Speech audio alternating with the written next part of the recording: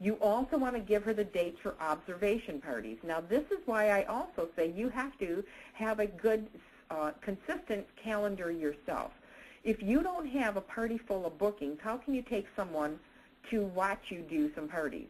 Now, if these are long-distance recruits, I'm not even addressing that. I will address that in the seminar series, teleseminar series. But if you have long-distance recruits, there are other things that you can do.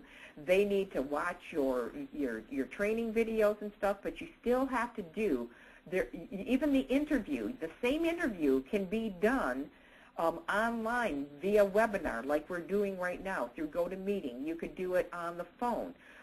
I actually personally think that you're better off now with all the technology we have to do it as an online meeting versus just talking to somebody on the phone. I think it makes it a lot easier.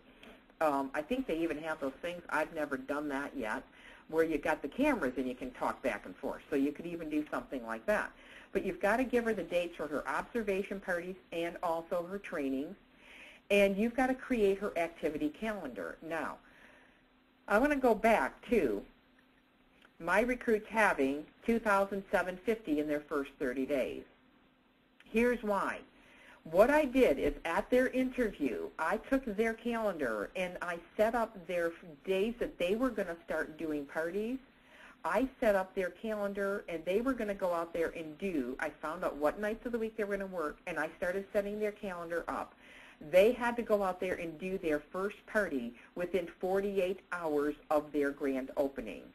So if her if she wants to work Monday, Tuesday, and Thursday night, and her grand opening was on a Tuesday night, then she had to do one party on Thursday. That was her first party, and that was her homework assignment, was to get that date filled. All right, you want them going out there and starting their first party as soon as they can after their grand opening, whether or not you've done their grand opening, because I know some companies do grand openings for their recruits, some don't. That doesn't matter. The observation parties, that's the most important, because those observation parties right here, what happens is you're giving them the information. You're telling them what to do, and through that observation party, they can go out there and do their own. They can see what you're doing and go out there and duplicate it, okay? So you've got to create an activity calendar, and I want you to fill out all the days that she can go out there and do parties within her first 4 weeks after her grand opening, and then transfer them to an open date card. So don't just leave them there, transfer them to the open date card.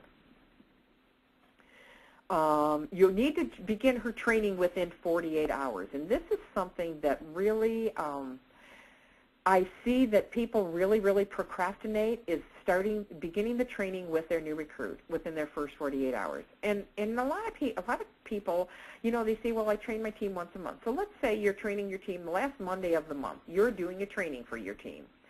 And you get a recruit that signs up the last Tuesday of the month, which is one day after your training. What does she have to do? Wait, 4 weeks? Well, hopefully not. And sometimes you're going to get her trained and stuff, but you've got to have a way to train her. You've got to start training her within 48 hours. Her training can be coming with you to observation parties. There's so many times that I would train a recruit. She might be 30 minutes on the east side. I'm in the middle, and I'm going to a party 30 minutes on the west. She's going to come over to my house. I spend a half hour, 45 minutes with her. She gets in the car.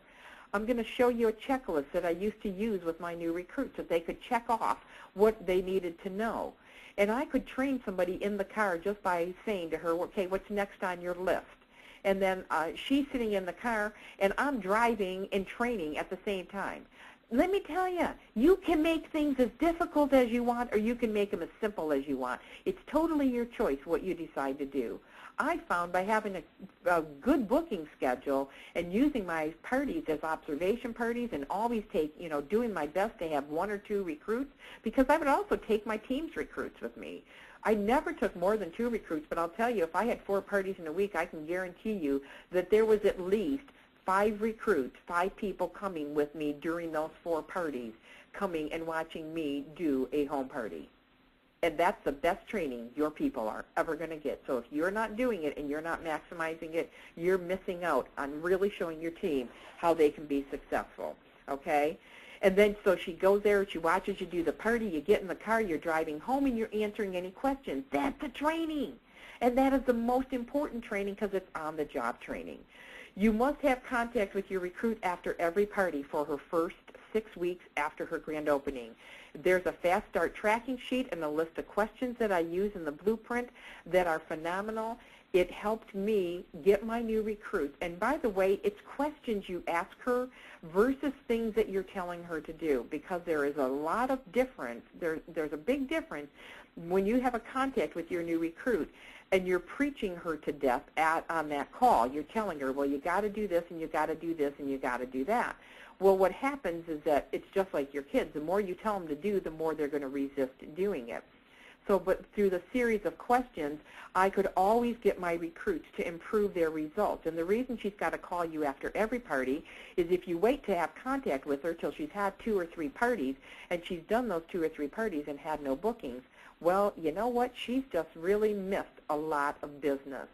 So if she goes out there and does her first party and has no bookings, and she calls me, and if she doesn't call me, I call her, and I ask her some questions, and then through these questions, she starts solving her own problems. Oh, no.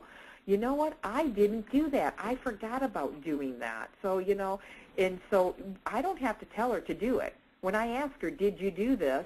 And she said, no, I didn't. She knows she's got to do it next time. She's more open to going out there and doing that and, you know, doing whatever you're going to be talking about. And by the way, the questions I asked her were all part of my system. Anybody that's got my whole enchilada, you know that I had a system for doing my parties. Everything that I did in my parties, and I kept them the same, and I think I answered that on one of these videos. I kept my parties the same because I used my parties as a training ground. You're always training somebody, even if you don't have a new recruit there, you're training a potential recruit that's sitting in your hostess's living room. So if you keep your parties the same and you have a system, then they don't have to worry about what do I have to do next. They have an easy-to-duplicate system. So those are the 3 things that you need to know, your new recruit how you can help her triple the recruit sales in her first 30 days. I used to say to my new recruits, you know what, your first 30 days, you're going to be busy. You're going to be training, you're going to be holding your first parties and learning the business. But you know what, they're going to be so exciting too, because you're going to start earning money right away. You know, aren't you excited to get going, you know? And you've got to start building. You've got to build that enthusiasm and that excitement with your new recruit, but not lie to her. And not lie to her. When somebody says to me, oh, all you have to do is, I'm going to tell you right now, if you ever say that to someone, all you have to do is, you are setting that person up for failure. They are the 6 words to doom. 6 words to dooming your new recruit is, all you have to do is. Those are the 6 words that will automatically doom your recruit to failure, because there is a lot more to this business if she wants to be successful. And if you go back to the interview and you focus on helping her reach her goals, because I'm telling you, that's all it's about. Doesn't matter whether she hits your company's Quick Start programs or whatever. In fact, I will tell you right now, most of the time, your company's Quick Start programs are a lot less than her personal goals that she sets for herself. So, and we'll talk a lot about that in the boot camp and how we can actually sabotage our recruits. But the only thing you need to know from the time you interview your recruit is how you can help her reach her goals. That's your only thing that you have to do. Train her, show her how to reach her goals.